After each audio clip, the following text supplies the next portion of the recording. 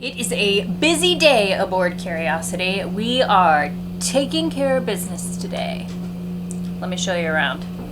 On our sail here to New Providence Island, we realized we had a leak. A pretty good sized one. And it is coming from right up there in the ceiling. So, been chasing that down. Found it. Gonna fix it. What's going on in there? Hey, Jason is taking care of laundry. Laundry day. Run the generator. Make water. Wash a load of clothes. Yeah. Go into town, get groceries. Go into town, get groceries. Water heater on. I'm still talking about the generator. More clothes. And we've got the bicycles out, ready to go. Got some friends right over there in that boat. Yep, that one right there. From Germany. I think they're gonna go explore with us for a little bit. And we're just airing everything out. Desalinating, cleaning up. Trying to make a livable boat again.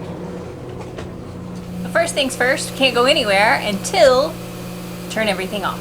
So first, the water maker. Normal shutdown procedure. Yes, I read the manual every single time so I don't screw it up.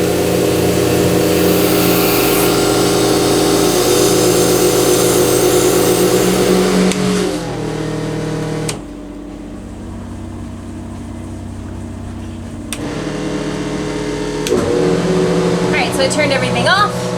Then basically I have to turn everything back on so that we can do a freshwater flush on the system.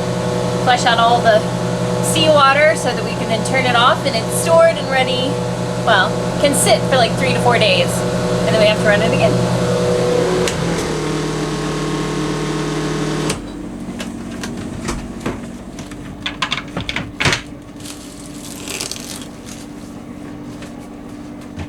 Okay, that was a very abbreviated version of our water maker, but kind of gives you a brief idea of what we do to make water.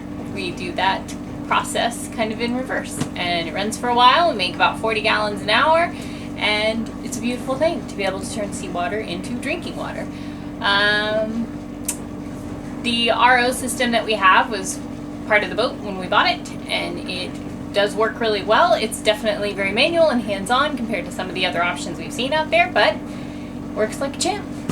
Okay, now I can turn off the generator. Shut that off first. Turn this guy off. And then we hit the stop button. Ah, no more engine noises. We'll be back, kitty cats. Let's go see something. Gotta find it first. Then we can see it. Point will be. Let's go.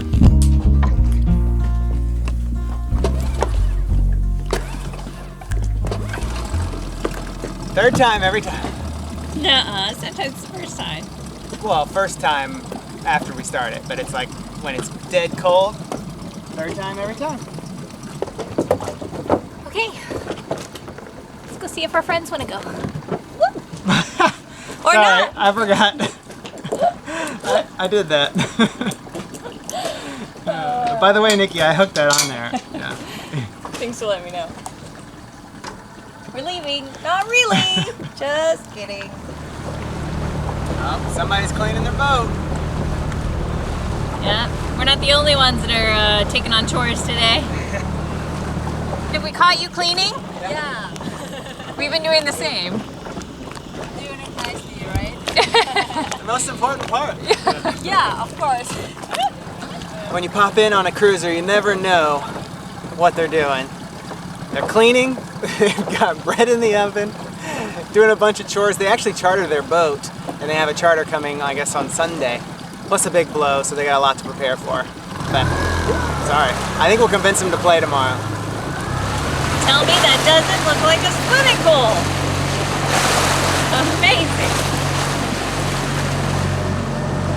Just ridiculous. Ridiculously gorgeous. From where we're anchored in Jaws Beach, just I don't know, maybe 1 nautical mile over is the Clifton Heritage Park, which I'm assuming this must be it. And it's supposed to have some heritage things, I don't know, old buildings or something. I'm not really quite sure. There wasn't a ton of information about it, and I didn't have good enough internet to really research, so we thought, we'll just come and see for ourselves. And then part of the Heritage Park is the new sculpture, new-ish in the last few years, from Jason Declares whatever. Anyway, it's supposed to be this huge underwater sculpture, and that is kind of my mission for here. I want to see that. So we're searching for it and see if we can find it. This could be promising.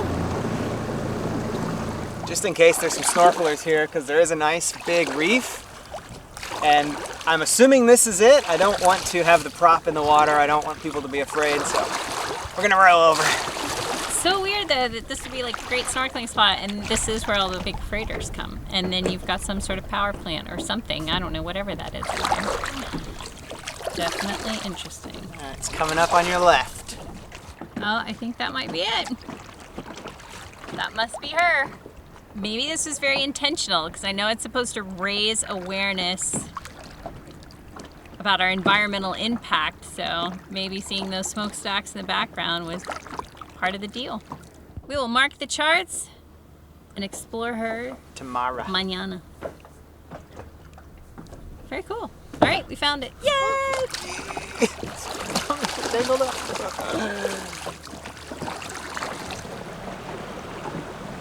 Looks risky. Yeah, might be rocky. Okay. All right, never mind. Maybe we come back when we're wearing our bathing suits. Yep. No exploring land today. Not here anyway. Just look at the color of that water though. It's beautiful. Ah, paradise.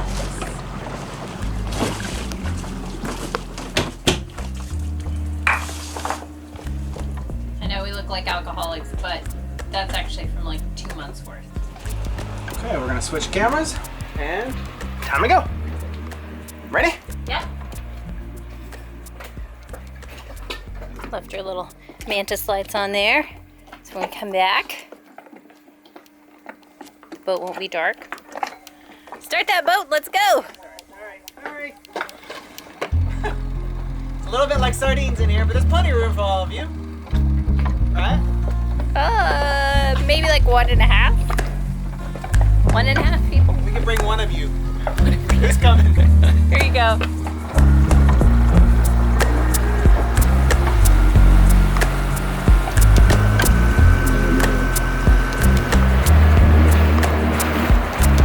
No more pretty water. That water looks radioactive. It's like Simpsons green, baby. Super she. Expensive, lots of wealthy, famous people have homes here. And we met a guy at Just Catamarans who owns a catamaran. A very normal catamaran. Yep, he was getting his catamaran worked on while we were getting our catamaran Exactly, worked Just on. Catamarans, and now he's gonna let us tie up to his dinghy so we can, or he's gonna let us tie our dinghy up to his boat so we can go to the grocery store. Because he lives here. Because he lives here, but this is the only way we could ever get in here. Surprised we're not getting kicked out yet.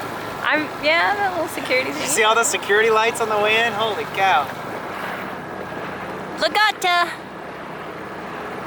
Ah, I sees it.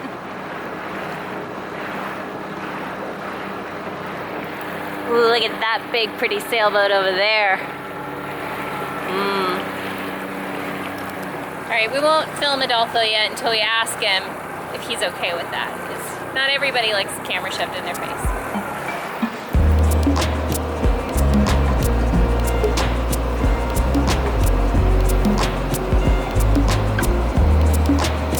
This courtesy of the Chinese. Really? Grocery shopping. And we got a ride. Our friend gave us a ride. Fresh market. Solomon's Fresh Market. Very fresh. Very fresh. Boggle too much about price. Nah.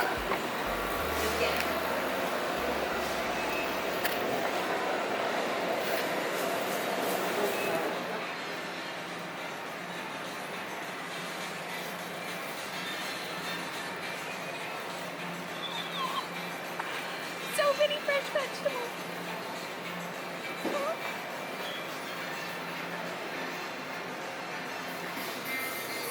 I think we might have gone a little overboard.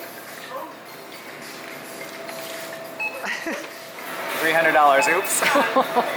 288.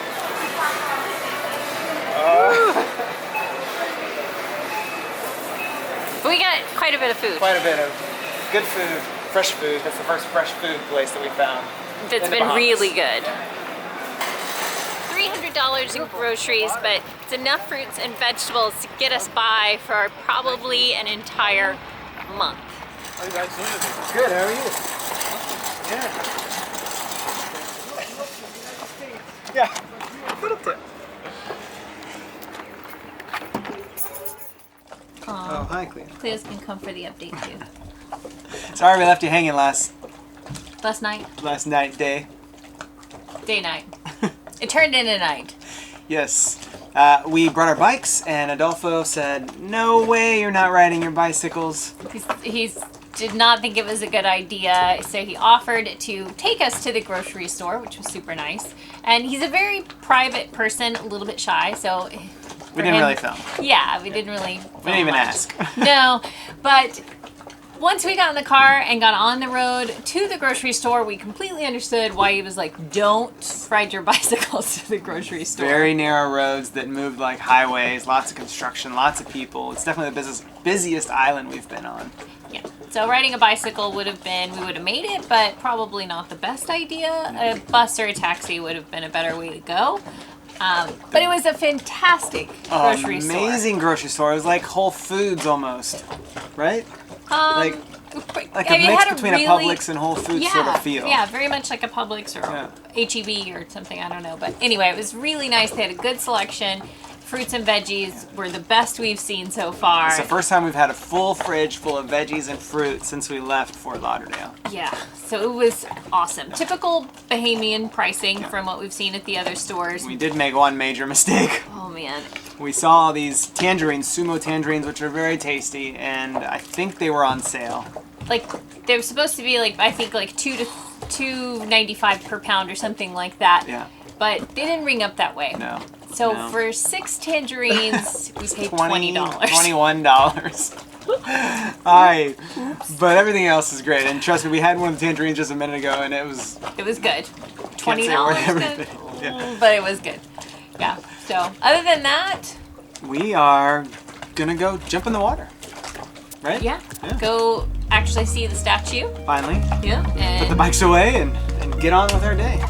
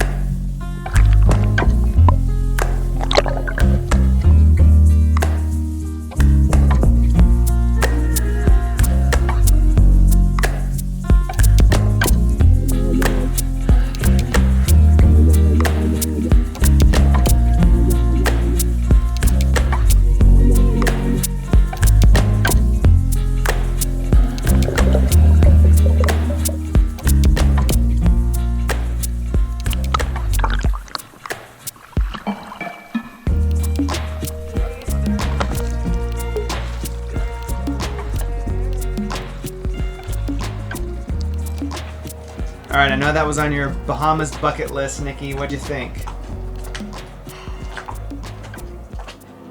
Kind of have mixed emotions about it. The statue of the girl herself, or the sculpture, is the largest underwater sculpture in the world right now. And, well, according to the website for the sculpture. And I don't know if it was intentional or not, but that whole industrial scene with the freighters and those smokestacks in the background, I don't know, it just felt like a clash of things. You know, you're supposed to have this natural environment, and the statue itself, or the sculpture, I keep saying statue, it's the design of a young woman hunched over, much like Titan Atlas holding the world on his back, symbolically represents the shouldering of the environmental burden we are asking of younger future generations. And I was looking to see, and I can't find anything about like purposefully placing it there, I guess, to make you see that connection of our industry and what we create and what we produce and what we pollute directly affects our oceans. But that's the way that I felt. I thought the statue was, or the sculptures were interesting. The coral around the area definitely felt like it was not flourishing as much as some of the other reefs that we've seen. Definitely served its point to make you think. Interesting, for sure. Very interesting. Anchor lights on. We'll be back in a little bit. Oh, beer. Oh, yes. Oh, Key. Our friends invited us for sundowners. That's the nice German couple. New friends, I should say. We're going to go have a sundowner, watch the sunset, and we are leaving tomorrow because there's a big blow coming. You know, insert expletive there. Yes. Anyway, it's going to be a big one. It's going to be a big one. We don't want to be here. No, there's no protection from the direction that the wind's about to blow, so everyone's leaving. Yep. Everyone, all two of us. All two of us, yeah. I gotta get the key. Gotta mosey on. We're gonna miss the sunset if you do. I'm hurrying. Yeehaw!